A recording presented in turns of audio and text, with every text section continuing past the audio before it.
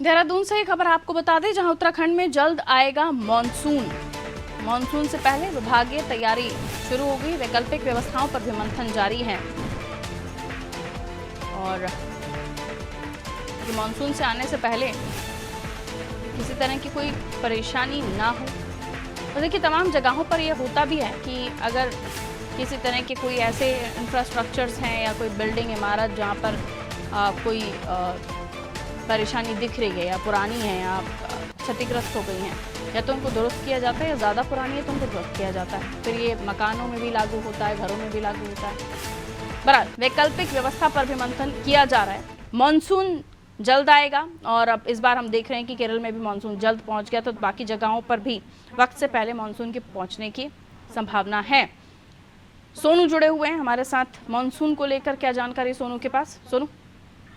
देखिए पारुल, उम्मीद ही की जा रही है कि समय से इस बार जो है वो मानसून उत्तराखंड में दस्तक दे देगा, क्योंकि विषम भौगोलिक परिस्थितियों की संरचना वाला जो है वो उत्तराखंड प्रदेश हिमालयी राज्य है और ऐसे में वर्षा काल के दौरान यह तमाम शासन सरकार की चुनौतियां बढ़ जाती है। खास तौर से अलग अलग क्षेत्रों में भूस्खलन की घटनाएं सामने आती हैं।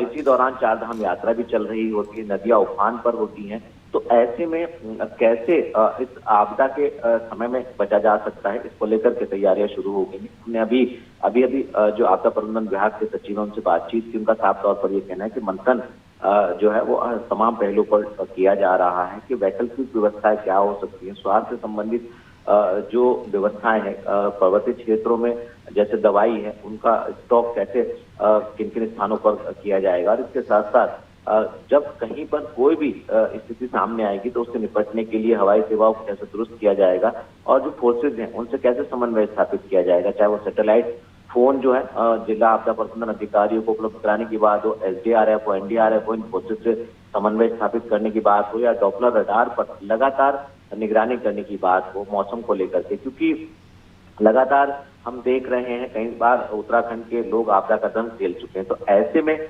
मानसून जब दस्तक देगा तो उससे संबंधित कौन कौन सी तैयारी हो सकती है, इस पर फोकस किया जा रहा है और उम्मीद ये की जा रही है कि स्थानीय लोगों की सहभागिता के साथ साथ इस बार जो है मानसून के दौरान किसी भी तरीके की कोई जनहानि नहीं होगी और खास तौर से राज्य संपत्ति को नुकसान नहीं होगा, इस तरह की उम्मीद की जा रही है।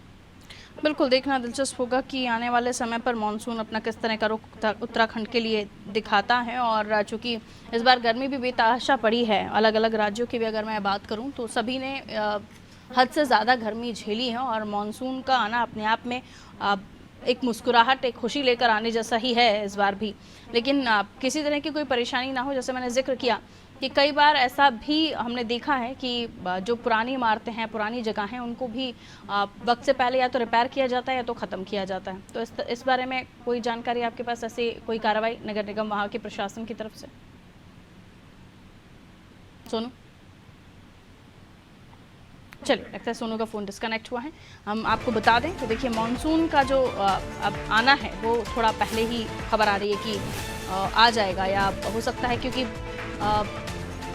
इन समय पर ये कुछ समय से ही हम देख रहे हैं कि जो अनुमान होता है उसके थोड़े आसपास ही वो सटीक बैठता है। तो ये माना जा सकता है कि जो अनुमान है मौसम विशेषज्ञों का